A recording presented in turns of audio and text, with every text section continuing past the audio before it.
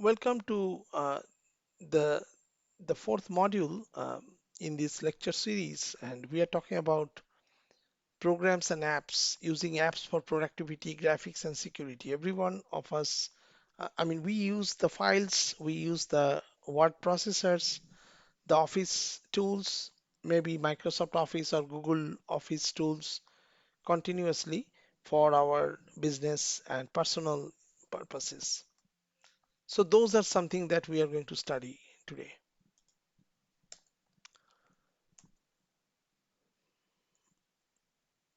So all smartphones, computers, or tablets require programs or apps to run. Business and home users are productivity use productivity applications to manage documents, spreadsheets, presentations, and databases. The term software, program, and app, they are the same. The apps are categorized according to productivity, graphics and media, personal interest, and communications.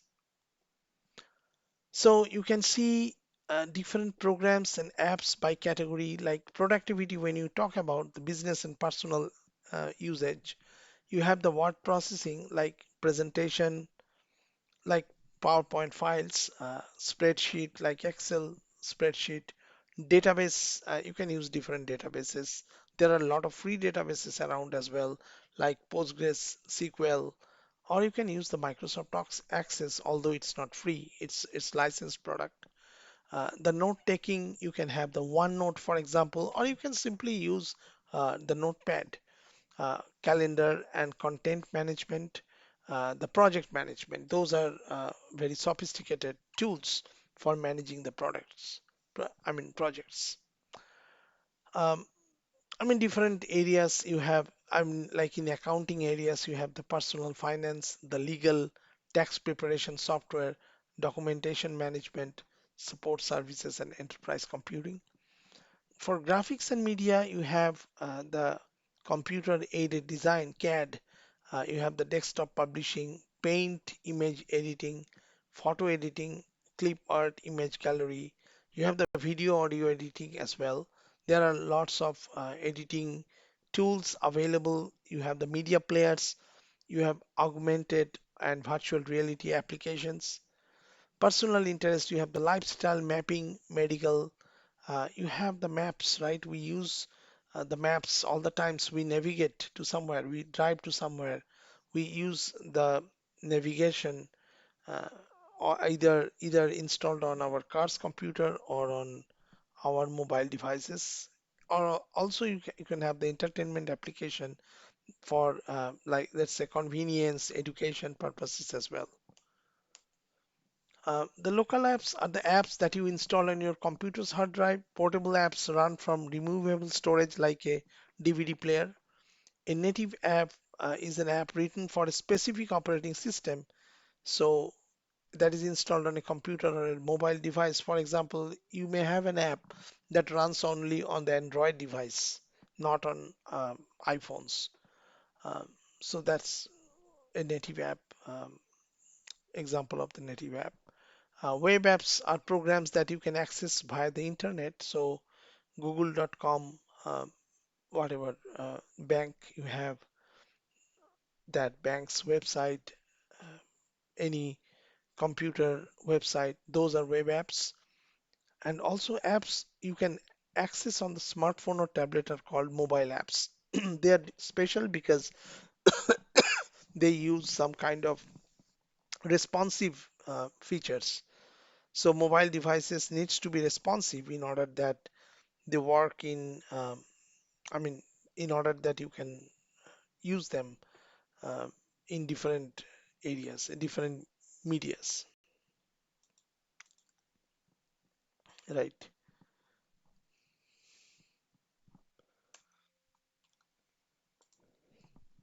So, how do you use programs and apps? Using the mobile apps, you can check email, maintain an online calendar and contact list, and obtain maps, travel directions on your mobile devices. Sometimes you can also store your personal credit card on your mobile wallets that enables you to pay with your mobile device as well. Mobile apps usually focus on single tasks such as checking email, searching the web, or sending a text message. Some apps are available both native and web apps. You know, sometimes you will see that your credit card company may have a native application for your mobile device and they can have a website. So whatever your convenience, you can use those. Some apps are available as both web apps and mobile apps. In this case, data and activity are synchronized between the web app and the mobile app so that your actions, data, information, settings will be consistent across your devices. So basically, sometimes they use a common database to store the data and then they have different application consuming that database or communicating to or from that database. So that's how they can keep the synchronization. Um, Many on-screen keyboards can assist you by predicting words and phrases you might want to type based on context or by providing automatic corrections like your iPhone or I mean any smartphone uh, keyboards, online keyboards, on-device keyboards. You can see the auto correction features. Some on-screen keyboards include voice recognition. Most of the mobile devices use that. Users who need type of significant amount of information may opt for a portable keyboard that they can connect to their smartphones using the Bluetooth. Although mobile apps are popular and convenient, they have some limitations. You cannot run a program on you can write your code like you can open your integrated development environment and write code, compile it on your mobile device. Those are the examples. Um, how do you use programs and apps? So web apps rely on HTML5 to display information, JavaScript to manage and the application's performance, and cascading style sheets to format the information. By using cross-platform development tools, developers can build applications that work on multiple platforms. Fitness trackers have sensors to track your heart rate. Digital cameras have sensors to remote controls. Smart home devices such as the Nest thermostat have temperature sensors. Google Home or Amazon Alexa smart speakers have sensors that detect the sound or device of a voice. Mobile commerce or m-commerce apps let you use your mobile device to make online purchases of goods and services. Mobile payment capabilities are built into applications such as Uber or Lyft for rides and online retailers such as Amazon or Walmart. When you acquire programs and as apps responsibly, I mean, when you copy, distribute, download, or otherwise use without permission or payment any program and apps, you are violating the law. The copyright law led to the development of digital rights management. DRM for programs and apps defines restrictions regarding their use, modification, and distribution. Access controls are security measures that define who can use a program or app, as well as what actions can perform within the program and app. You know, the programs and apps are distributed in variety of forms like retail, custom, software as service, shareware, freeware, open source, and public domain. Shareware is a copyrighted and distributed at no cost for trial period. Freeware is copyrighted and provided at no cost by the individual or a company that retains all rights. Um, Open source programs and apps have no restrictions from the copyright holder regarding modification and redistributions. User can add functionality and sell or give away their versions to others. Public domain programs and apps have been donated for public use and have no copyright restrictions. So uh, you can have you can see the list of popular mobile apps such as banking and payment, calendar, email, fitness, location sharing, maps, messaging, and so on. So you can go through this list and find out all popular types of mobile apps. There are different types of licensing and licensing agreements as well, single user or end user license agreement, multiple user license agreement, and site license. So you have updates and update the programs and apps. When you do that, updates can prevent or repair problems, uh, provide additional functionality, or address any security or other issues. Many desktop and mobile apps use an automatic update feature, like your Windows computer may have it already, that provides the latest system software and security updates automatically. Updates that address a single issue are called patches. A service pack is a collection of updates combined in one package. Updates are new releases of the program or applications that may require an additional fee to enable the upgrade or install.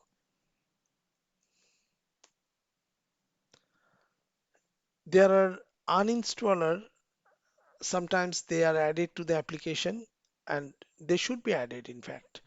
An uninstaller is a tool that removes all traces of the program files as well as their associated entries in the system files.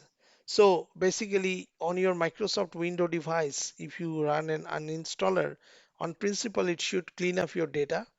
I mean, whatever the app accumulates, and also it should remove the application programs and also all traces of this application from the computer's registry. A common infringement or copyrights is piracy, where people illegally copy software, movies, music, and other digital materials. Piracy is common in software where the code and files are digital, and piracy is completely illegal. Productivity apps are the apps for personal use that you may use to create documents, develop presentations, track appointments, stay organized, etc.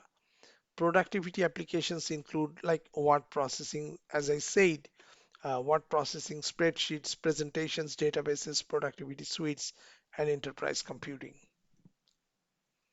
So when you save a project, the computer transfers the project from memory to a local storage medium. A hard copy is information that exists on a physical medium such as paper. A word processing app, sometimes called a word processor, includes tool for entering, editing, and formatting text and graphics. For example, Microsoft Word. It contains all those things. The word processors can be used to create documents and reports, mailing labels, flyer, brochures, newsletters, resumes, letters, and more. So who uses the word processing application? The businesses, they use it for their business purposes. Personal users, we use it for letters, greetings cards, notes, resumes. Students, they use it for the ss report, stories, resumes, notes. Conference promoters can use it for their promotional activities. Web designers, they use the documents for publishing to the web after converting them to HTML. Um, the spreadsheet apps allow you to organize data in columns and rows.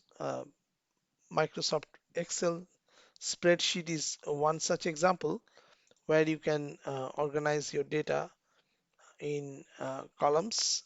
So Excel is a nice way to do that.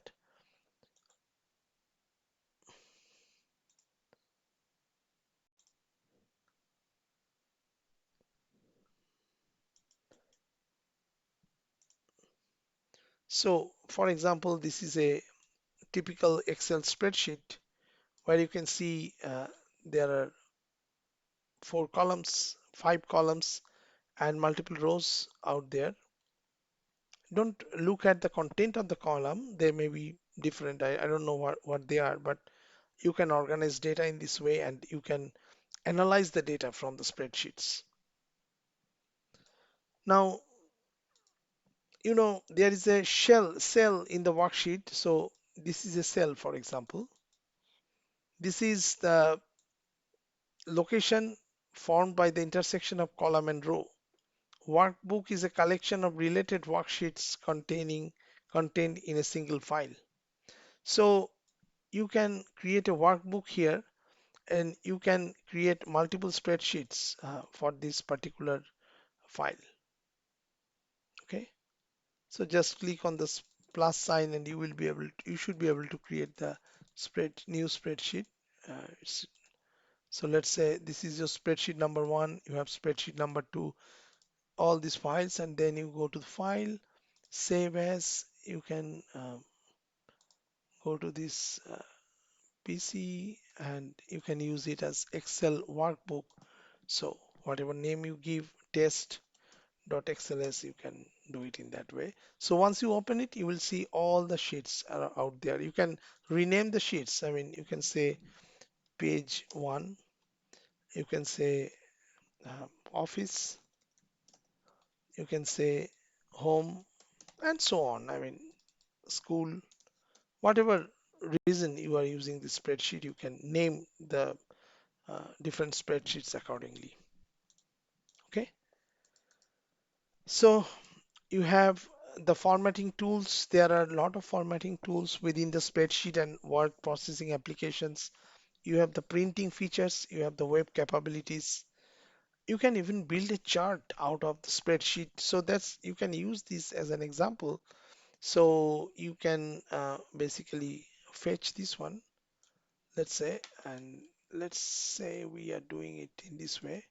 Let's delete these headers, and then you can do the insert draw, or sorry, the insert, and then you have the charts, right? I mean, you can create the charts. So these are the charts. So let's say you want to um, create a bar chart. So you can see that bar chart. I mean, you can see for different cities, you have different bar charts. I mean, this is the simplest way you can do that. Or let's say you want to plot this, create the chart for these only. So you can do the insert and then uh, the bar chart, and that will create this one, these plots. You can you can do multiple things, like you can choose these two columns and insert a let's say scatter plot rather. So this is a typical scatter plot. So that's it. I mean, those are the examples of using the charts on your Excel spreadsheet. So you can analyze the data and draw the conclusion. You can have the presentation apps like Microsoft PowerPoint. So you can open your PowerPoint file. I mean, you can create a PowerPoint presentation. You can have the free version of the PowerPoint as well. Not the PowerPoint, that will be some on more or less all platforms. You have the LibreOffice or OpenOffice that can be a substitute for your licensed products, although they work differently than your any licensed products. But anyways, presentation can be displayed in different views and have insert, delete, duplicate, hide, and move slides features. So all the slide shows, all the presentations, you can use these presentation productivity apps. PowerPoint application from Microsoft is an example of it. So you can go through this slide to understand how do you format the presentation content. So then you can work on transitions, animations, slide master, slide show. I mean, all these features you can take a look. Opening the PowerPoint application, you can take a look at those and study basically. The database is a collection of data organized in a manner that allows access, retrieval, and reporting of that data. A relational database management systems, or RDBMS, is a database that consists of a collection of tables where items are organized in a columns and rows, and the more importantly, in a relational database, the tables, or they are called relations as well.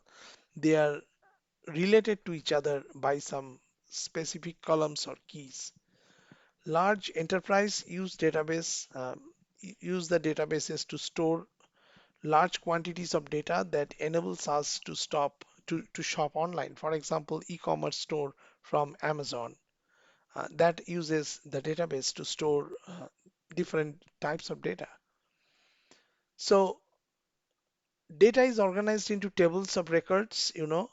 Each piece of data in a database is entered and stored in an area called a field. A column contains a specific category of information such as person, place, object, event, or idea. Each field is assigned a field name,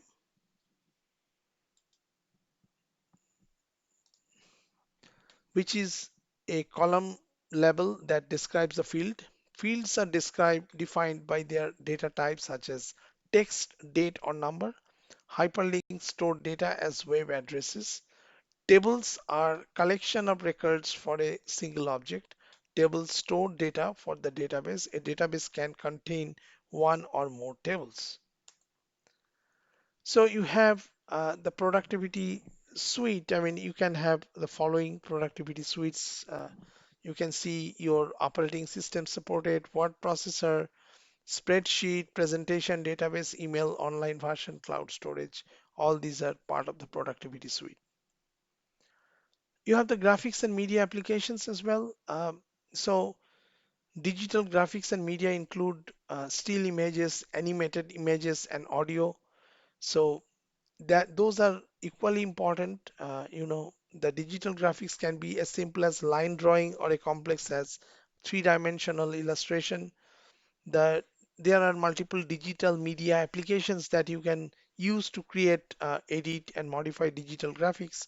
So if you open the picture, Microsoft Picture, uh, it allows you to edit the pictures. Those are the simplest way to modify your pictures. I mean, interactively. While creating an animation by drawing illustrations, the digital video can be created by capturing live action with a video camera. Digital video usually includes digital audio, that which is sound that is recorded and stored as computer data.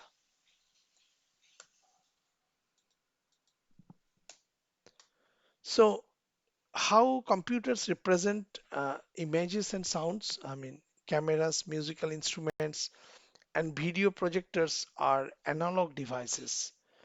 Computers are digital devices, so there is there is a distinct difference. A digital recorder turns the sound into computers representing the tones and then generates an electronic signal or numbers. So there must be some converter, analog to digital converter, in order to record some uh, some some analog media into the digital world. Uh, Converting analog data to digital data is also called digitizing the data, which is the process of changing the data into a form that computers and other digital devices can use. A process called sampling converts the analog sound waves into digital sound. Uh, Digital graphics is very important these days. I mean, it has two important categories. Bitmap graphics assign colors to the smallest picture elements called the pixels. Vector graphics consists of shapes, curves, lines, and text created by mathematical formulas. Bitmaps can be created and edited using graphics applications such as Adobe Photoshop and Windows Paint. Bitmaps editing programs are painting programs. Adobe Illustrator is used for creating and editing vector images. More advanced user, they can use the Python programming to read the uh, pixels, the bitmap graphics as well. And that's how they do the picture analysis, the pattern recognition, the facial recognition using the machine learning approaches. Um, The resolution of graphics refers to the clarity or sharpness of an image. Uh, on a digital camera, resolution is typically measured in megapixels. High resolution photos and other complicated graphics can be difficult to copy, download, or send as email attachments. Compression makes digital media files smaller by reducing the amount of data in the file. So sometimes compression comes with compromise of quality. You have to remember that. Some types of bitmap graphics use lossy compression, and other types they can be done with the lossless compression. So you have different graphic file format, GIF, JPG, PNG, all these important formats are used. There are common audio formats as well. All of us know about MP3. Windows user, I mean, we use the web audio uh, files. There are, sorry, the WMA, Windows Media Audio, all the times. So, and so on. Many smartphones have built-in sound recording tools, including microphones, a sound card, which is a circuit board that computers use to process the sound, and speakers play sound and can be built in, or you can use the attached speaker. Like, for example, you can use the iPods to play the music that is served to your ear, or you can talk to people using the iPods. But sometimes you can also choose to use your phone's mobile device's own speaker. The synthesized music is created as a digital file from the start using electronic instruments called synthesizers, synths for short. To play a synthesizer, you press a key on the keyboard, generating an electrical current that becomes sound. Musicians play synthesizers which look like piano keyboards to mimic sounds from acoustic or electronic instrument to produce unusual sound that other instruments cannot generate. Um, you have like voice recognition software, you can use it. Also, text to speech applications are also important in the context of graphics and media applications. The digital video files have two parts. A codec encodes and usually compresses data for storage that and then decompresses the data for playback. A container which bundles the video, audio, codec, and other parts into a single package.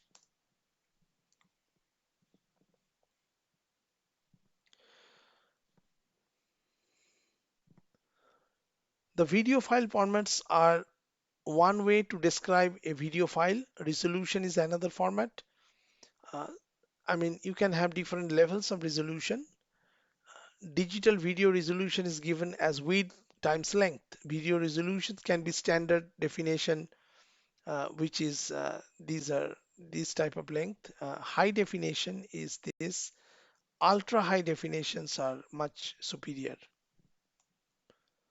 The digital animation is is created when a web page with moving objects is I mean, is you can see, I mean, it's an example of animation.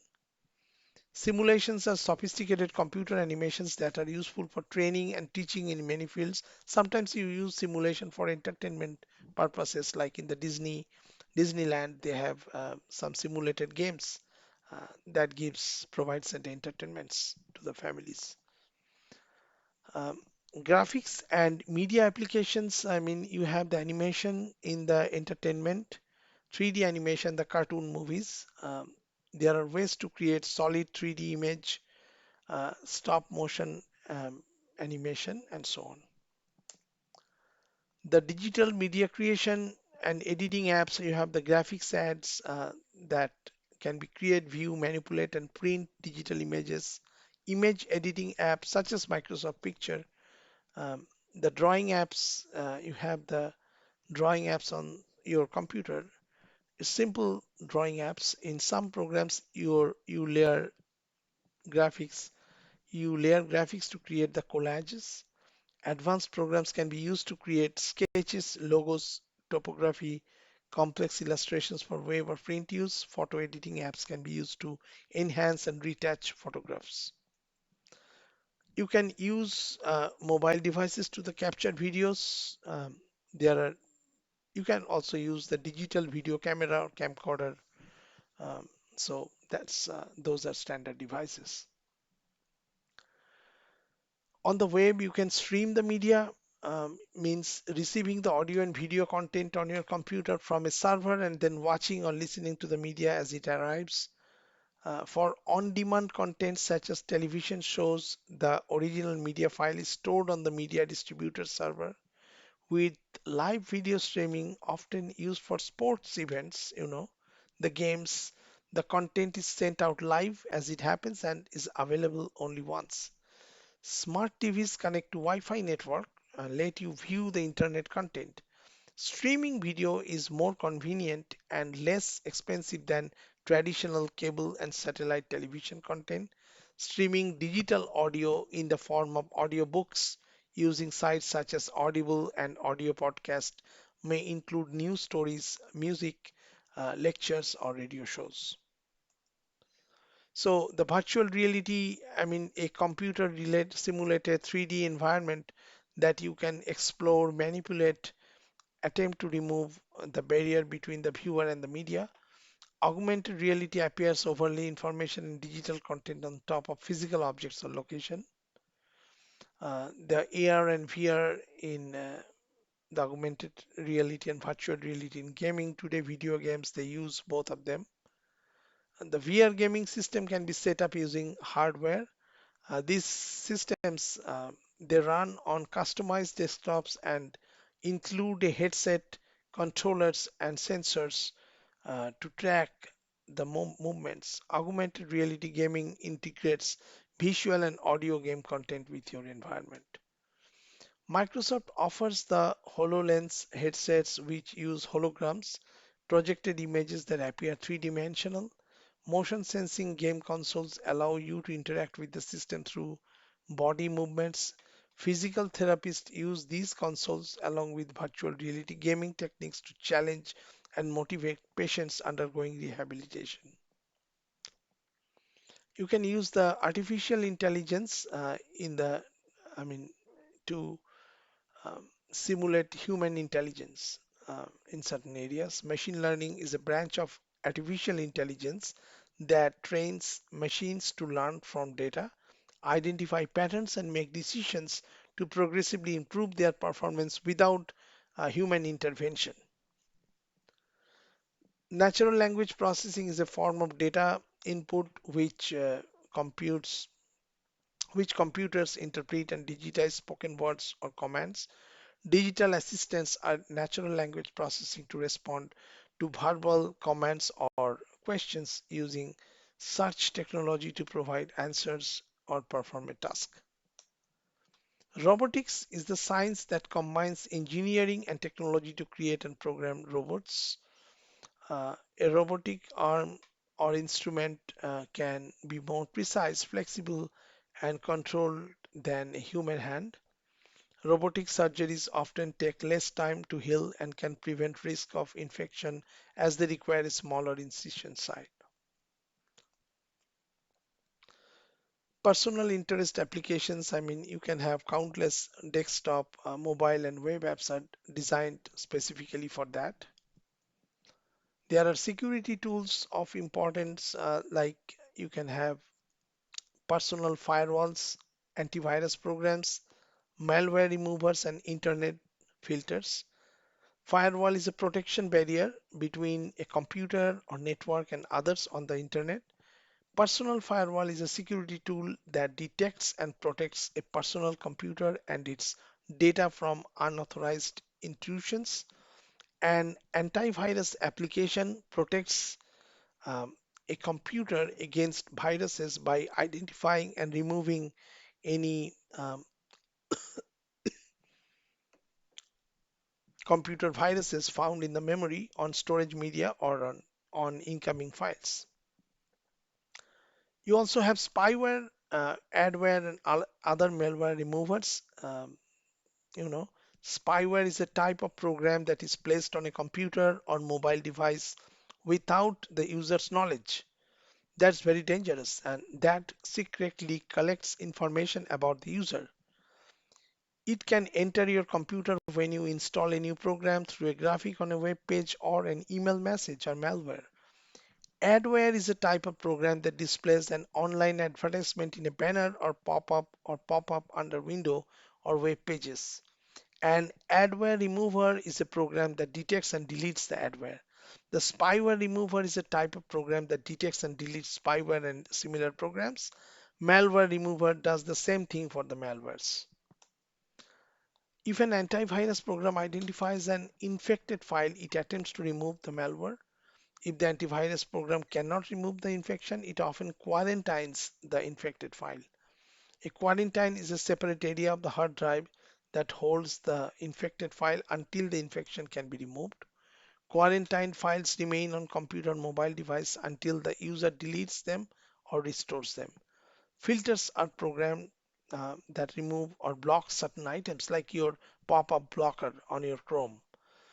Five widely used internet filters are anti-spam programs, web filters, phishing filters, pop-up and pop-up pop-under blockers, and ransomware apps. So you have different web filtering software. You have phishing is very important. Phishing is a scam in which a perpetrator perpetrator sends an official looking email message that attempts to obtain your personal or financial information. Some browsers include phishing filters. A pop-up blocker or pop-under blocker is a filtering program that stops pop-up or pop-under ads from displaying on the web pages. Ransomware is a type of attack that affects your files and personal data. Some attacks encrypt your data and files or otherwise restrict access. Some ransomware threatens to publish your personal data or, in the case of corporation, sensitive company files unless a payment is made. A crash occurs when the program or app stops functioning correctly. Troubleshooting refers to the step you take to identify and resolve a problem. Patch finders compare the software versions. Restorers allow you to restore. The file managers perform functions such as displaying a list of files on a storage medium, organizing files in folders, and copying, renaming, deleting, moving, and sorting files. Search tools allow you to locate a file, contact, calendar events, app, or any other items stored on your computer or mobile devices.